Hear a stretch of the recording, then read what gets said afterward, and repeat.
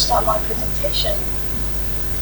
As I can see, the audience are all Chinese, so I will give the presentation in English. And of course, my English is much better than English. First, good morning and welcome to attend this session. And I will share some the coordination and the management of the system in Jingdong. As you know, I prepared the presentation and I have attended many sessions with KubeCon conference. And many of you know the company, but maybe some foreigners may not familiar with the company, so I will give a brief introduction to the company. As you all familiar with, so I will just skip that. For the containerization of the system in Jingdong, actually we started quite early in 2005. In 2016, when the Kubernetes became open source, so I will just return that to the Kubernetes. So maybe we're the first user or practitioners to practice Kubernetes. And for now, we have already performed the containerization for the state and non-state applications.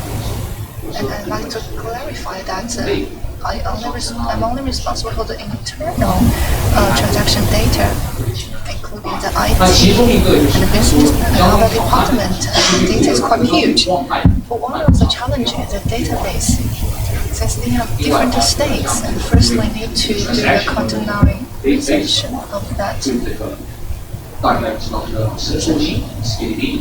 As you all know, the stability is quite poor for the system. For our different practice, we have another open source project called Vitess. It has a new SQL approach to offer the dynamic span, like the splitting and merging, so that we can have the dynamic monitoring of the system. That is the foundation, the containerization, so we can have the flexible management of the resource. And we can offer the very basic mechanism. And we have a very new approach. Well, for one of the challenges actually appeared after the containerization. It lies in the resource management, such as other services and the microservices, online services. So how much resources should we allocate to that? Because the database has different states, and it's not easy to adjust that. And many systems rely on the database, so it's quite difficult to manage that. And we have a high demand and a dynamic demand resources. Another challenge may be the online service and non-state application will most focus on the CPU and the memory. But for the database, we want to have a long-term storage room. So the disk room has to be managed. Besides, we want to have pay more attention to I/O bandwidth, which is a bottleneck. And for the last but not least, the stateful application, it has a quite huge amount of data and with huge cost. So that becomes another challenge. And this is the actual situation in the data. So we have another approach. We first need to understand the workload. And this instance is extracted from the actual system. That is 7 database systems and 600 containers. While from the pictures on the right hand, it shows the CPU utilization distribution of the different containers. And for the P19, P50, and about the mean value, and we can see the overall distribution of that. For the dynamic workload, the basic of that is the maximum value must be much higher than the P19 value or the mean value. If we want to optimize the system, we have to find an appropriate approach. Very classic approach, we select the P90 value. Since the difference of the P90 value is not that huge of that of the P80 value, but for P90 value, it's much more classic. And what if the remaining 10 to come to the maximum value? So here comes to the resource management. For the first, we need to solve the sign-in. We want to give the right sign-in for the container on the database. And first, we need to have a knowledge or awareness of that. Previously, in practical practices, we may say that about 80% will be too much. We do not need that much resources. But for now, we have a basic approach.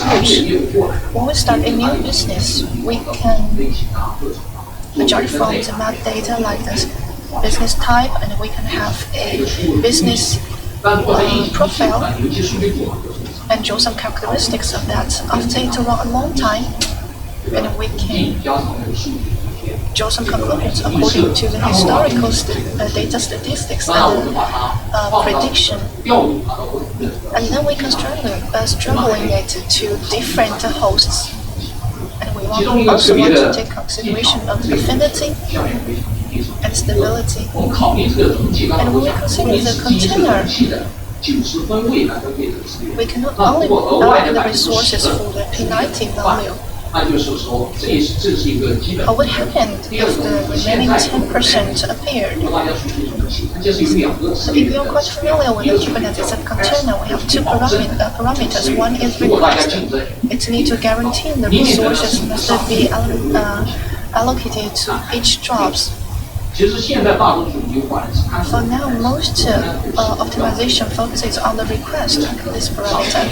This is the maximum value and the lowest value. Well, for the basic idea or concept of that, you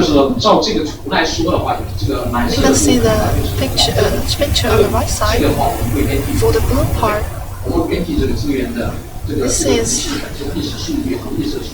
this is just allocate the resource according to the historical data statistics and prediction. We take the 90% value as an example. And then we have the container limit, that is the maximum utilization value. We can set the maximum value. This part is not cannot be guaranteed if the competition happens. And we have another innovation in that. If we simply just scheduling the room or the resources of the physical service, or for the classic Kubernetes allocating, it only to allocate the blue part. The sub part of that will not limit the capacity of the container. And this is also the guarantee to ensure that everyone or every job can have the resources. And when we do that, in practice we find two hypotheses. First, not all the requested resources will not be used. And for the second, the maximum value requested by each job will not be achieved at the same time. Just like the flight ticket booking, we may book the ticket, but not all the tickets will be used. And if we do the sum of the maximum value of each job for the CPU capacity, it may be over the 3 times the CPU capacity of the container. So this is a basic concept that we need to guarantee the part, the blue part, but this is not the big value. And we will also give a room to the different jobs.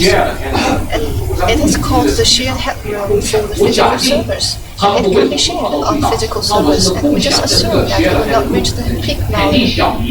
And as you can see the column shown on the slide, the headroom will not just over the limit. And it will guarantee the basic resources can be allocated to each job lawful, and we can leave some flexible part which can be shared for each job. But for the scheduling, and we just increase Kubernetes.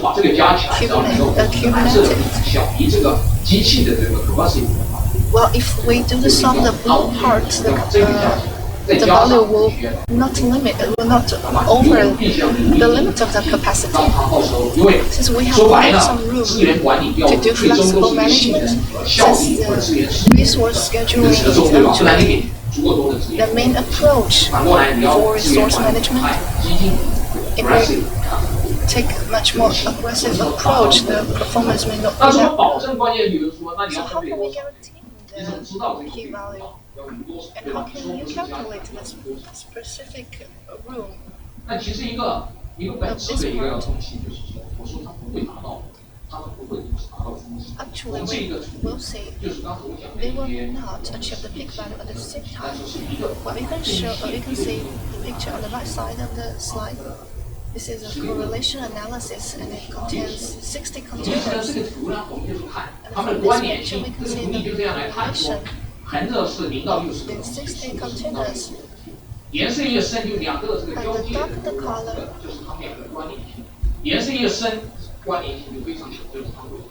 and the stronger the relationship between these two containers. So if the color is not that dark or quite light, they show the containers do not have involved with each other. So we can see the affinity. And this is a very simple way to estimate the correlation between these containers. And this is the formula for each host. We can have 9 containers. If these containers are strongly correlated with each other, that may say that they may achieve the peak value at the same time. So we'll give certain resources to that, and we'll leave some remaining capacity. Well, for those parts not strongly correlated with part, will not sum H1 or H2 or H7, will not calculate them together. Since this is a maximum value, that is to say H1 to H4, obviously it will be slower than the value of H1 to H9. So theoretically, the maximum sum must be lower than the sum of the maximum, because first, not all the resources will be used, and the second, not all jobs will reach the peak value at the same time. Since it's a main approach, we can have a comparison of that. This is a baseline that comes from the practice. And for the fixed algorithm, actually, in the state of art, I don't want to waste any resources. I think that 90% value is quite good. If you want 5 CPU at maximum, we'll give you a 4.5 CPU. And here I will just take the baseline as a 99% value. If you want to do the 99% value as a baseline, we can have we can find that it will be allocated with much more resources than that of the 90%.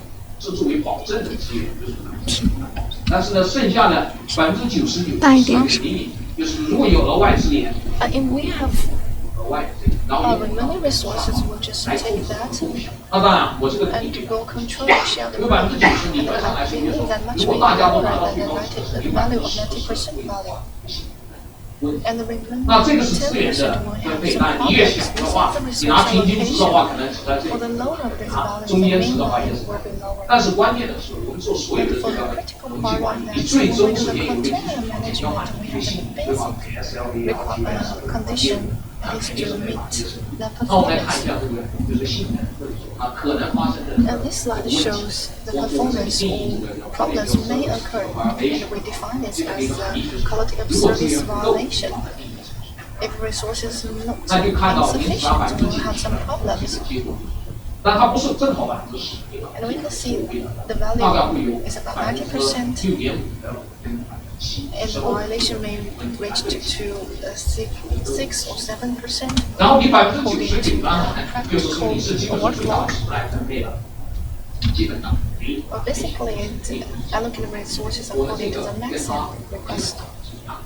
And this shows that this is the same with the resource allocation. And for the size of the database, we'll just have a more basic approach.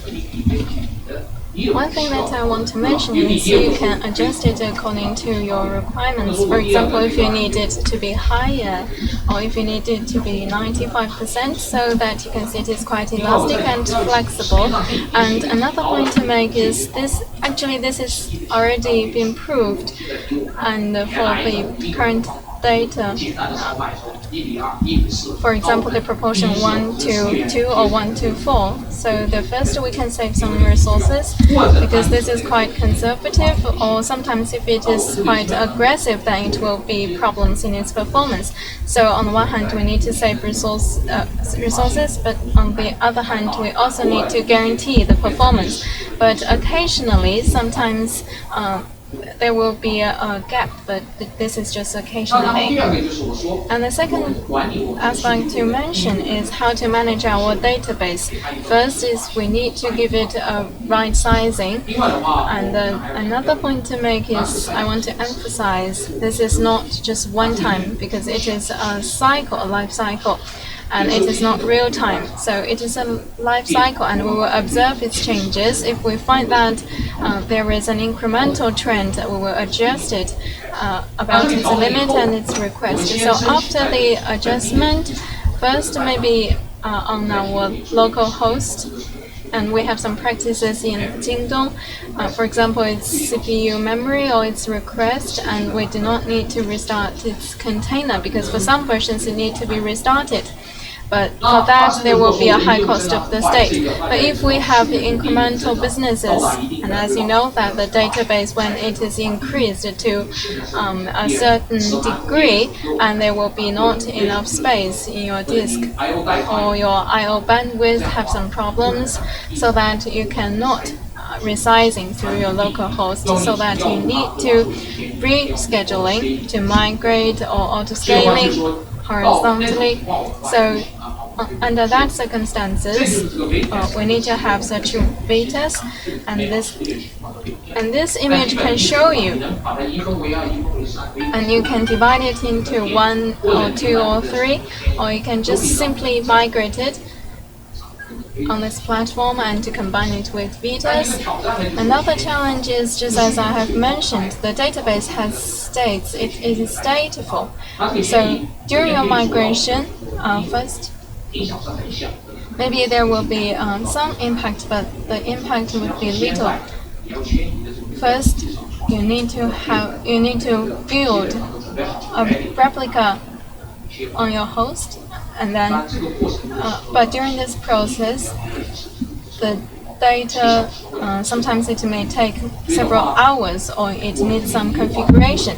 So we need to optimize this process, and we need to be very careful about it.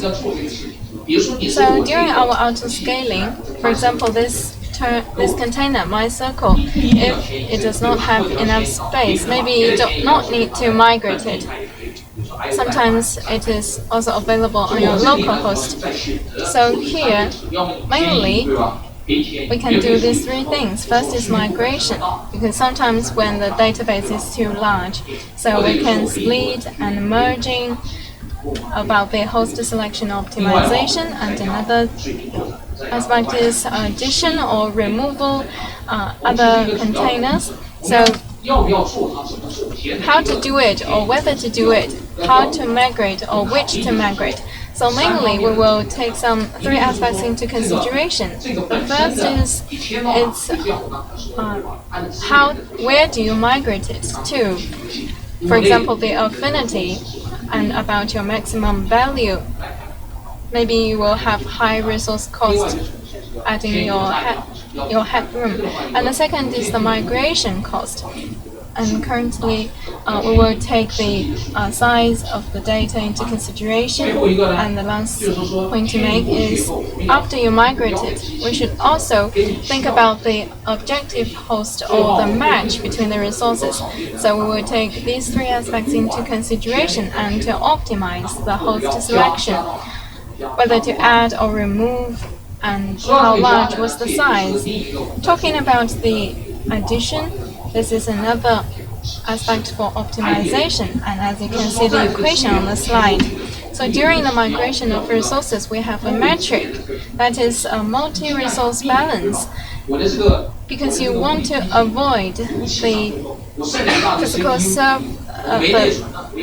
avoid the situation that there is no space of the memory of the CPU. So you need to balance the multi-resource and balance the workload.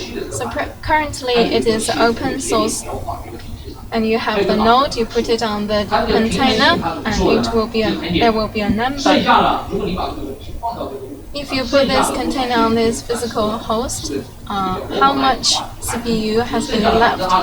For example, 20% CPU or 20% memory, and so that you get 0.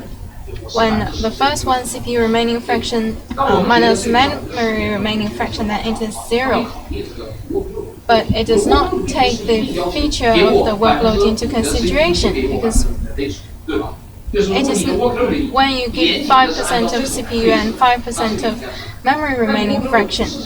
But however, the workload does not work like this, because sometimes the memory may be 10% of the memory and 5% of the CPU, so that under such circumstances it does not work, and that is why we come up with an optimization. It is a simple idea, and it is a multi-resource. At present we have CPU and memory, and we regard them as some factors. They host 1. When we have 70% CPU and 50% memory, and the second is 40% CPU and 80% memory.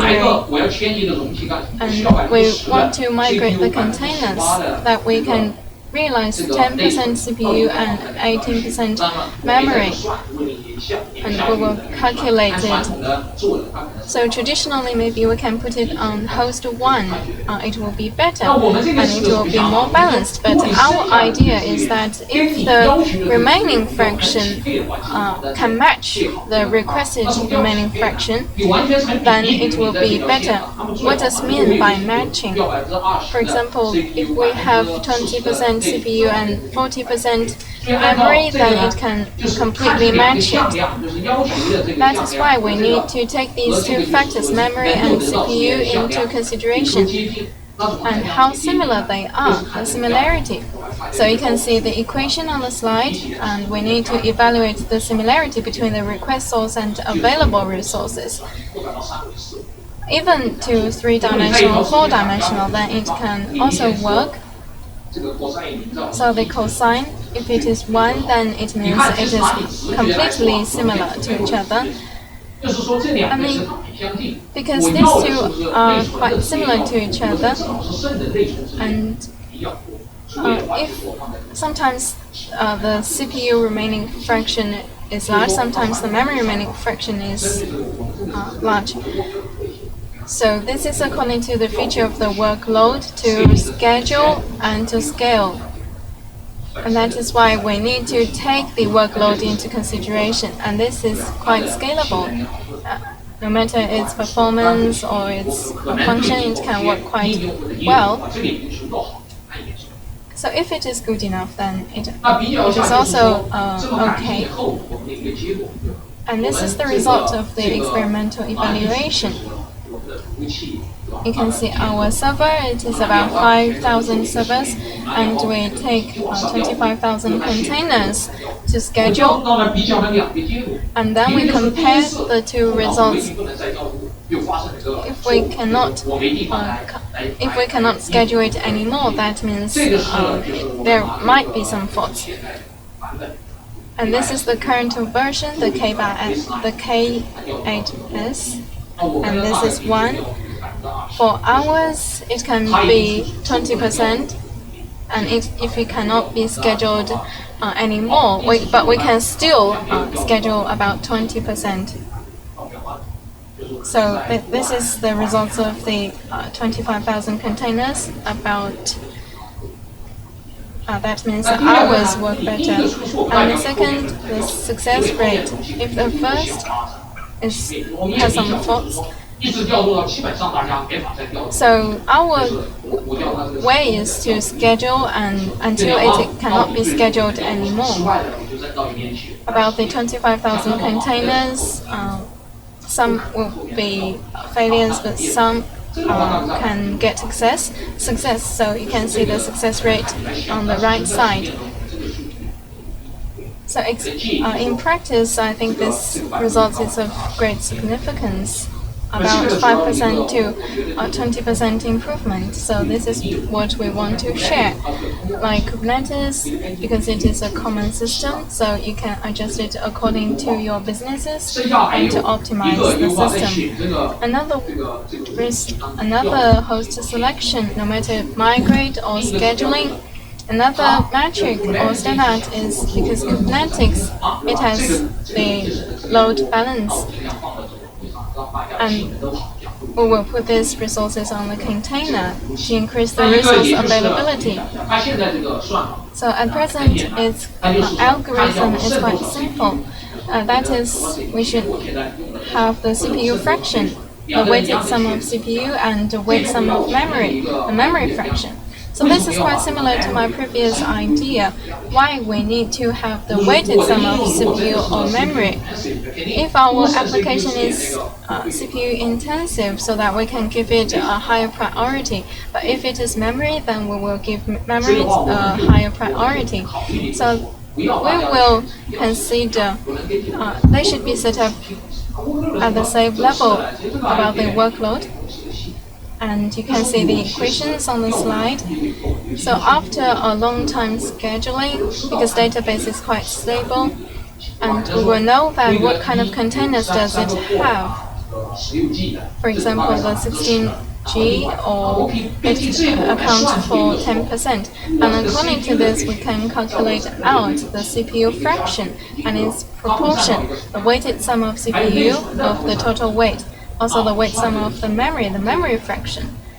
So we will take these factors into consideration, and this is one way for us to improve. Another aspect is another way of optimization.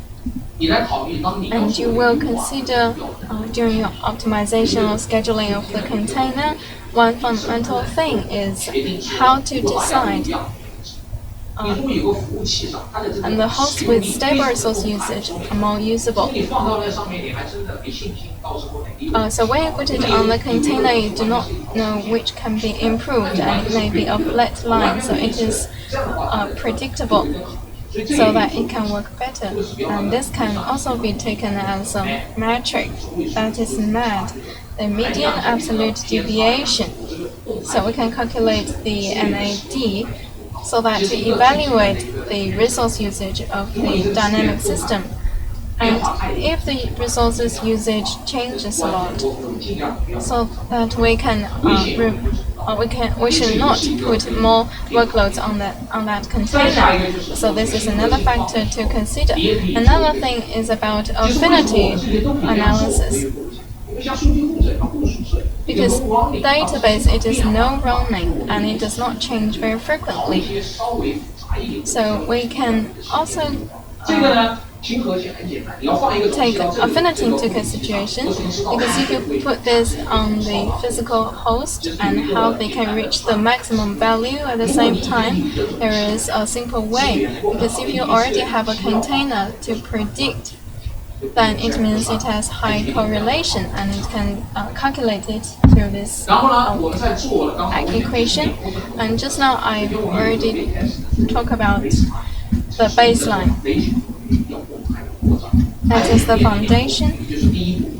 So first, how to size MySQL, and the idea is highly related to its state.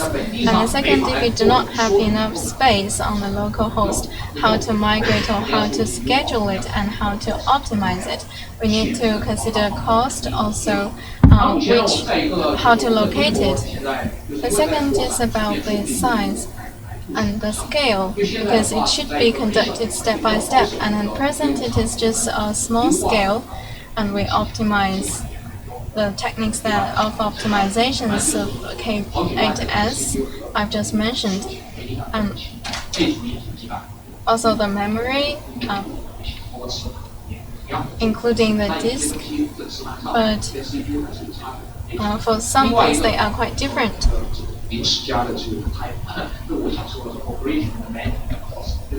Well, yeah, because it's added temporarily, so yeah, I got time here. I want to add the auto-scaling and rescheduling.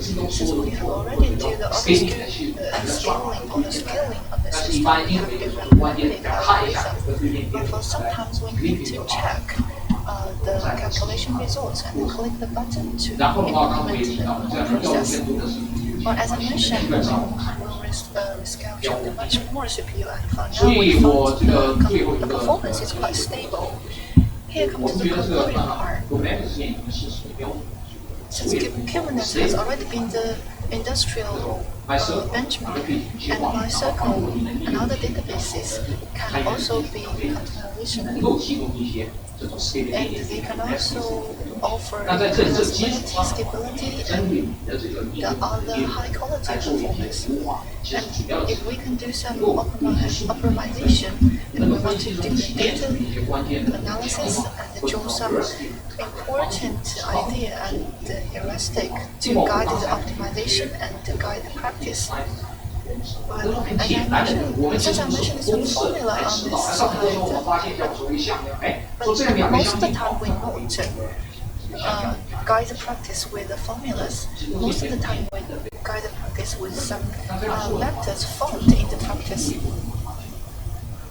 And once we evaluate the performance and we find some resources, utilization will be increased. And since we started quite early in Jingdong and the course, we focus much more on the cost. And in the meantime, if we can monitor the cost effective and do the optimization, and we can reduce the labor cost. So here's the conclusion part. And if you have any questions, we have 3 remaining 3 minutes. If you have any questions, well, please raise, or you can talk with me later. Sorry, I cannot hear it. The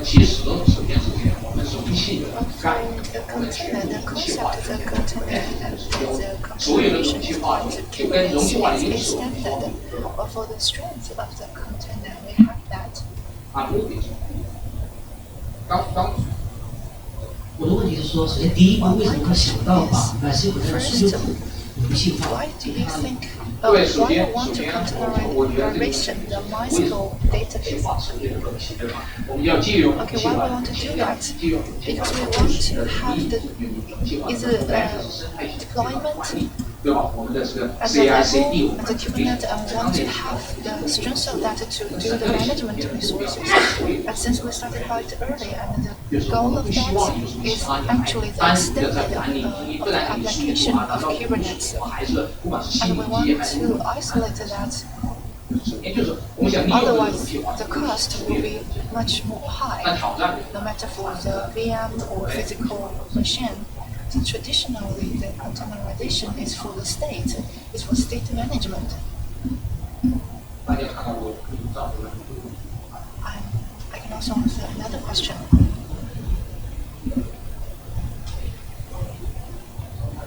Sorry, can't hear that. Question.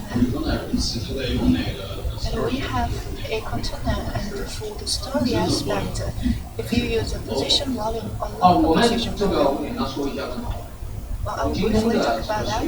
For our Jingdong, for all the containerization process, MySQL is only one aspect of it. We have other memories version, and many other different solutions. And for recently, we just have a database dark system. Well, for the database management, we use a disk. Well, for the second question, for the local volume process, and when you do the migration, and you have another problem for the data dynamic mode. So when you do the migration, do you need to take the storage content from one node to migrate to another node? Yes, we need to do that. Well, for this system, we can better support that. But theoretically, we also need to do that. And we'll have more discussion later. Because this is my limit for 4 p.m. this afternoon. I have another talk on that. And we have, I will talk that from a broader sense to introduce a single progress or efforts in this aspect. As you mentioned in the story, actually we have a document support system. It's called the Chuba SOS. It is the best database conference that was adopted, and it already been the open source. Thank you.